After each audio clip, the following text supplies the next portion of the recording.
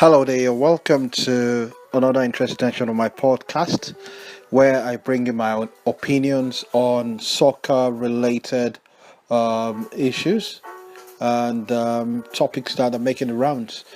As you probably may have known, the Super Cup has ended, and that is a precursor to what to expect next season from the big guns. And Real Madrid defeated Manchester United by 2 goals to 1 in a game that was, well, kind of dominated by Real Madrid. And to be honest, it was kind of expected, particularly when you consider the fact that they played against the Manchester United team that is still gradually getting its bearing right. But let's look at the game itself. Manchester United actually started initially playing end-to-end stuff, showing some glimpses, showing some attacking threats, and within a twinkle of an eye, Real Madrid switched the dominant. They switched on rather, and they dominated. They were stringing passes left, right, and center, and Manchester United found it difficult to contain the European defending champions.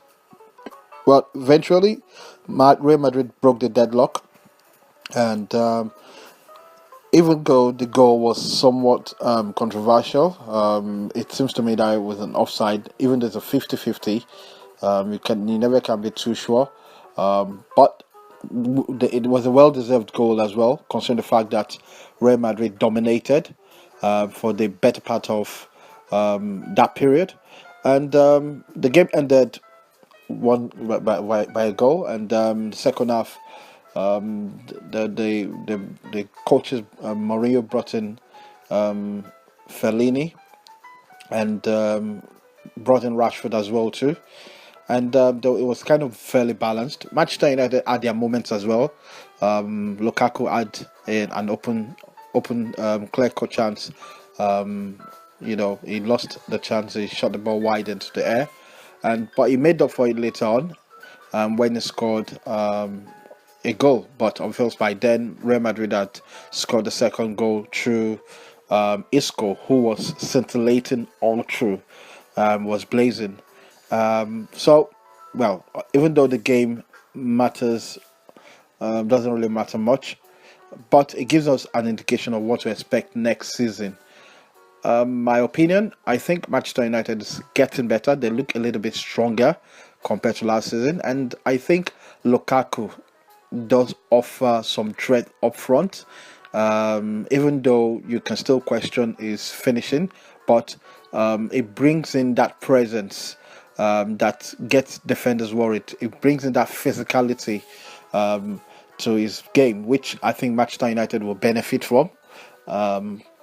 So from Manchester United point of view, it's positives, and Lindelof would really combine well with everybody by the time it concludes his suspension. So I think English club out there, the English Premier League club out there should watch out for Manchester United. They look good in my opinion.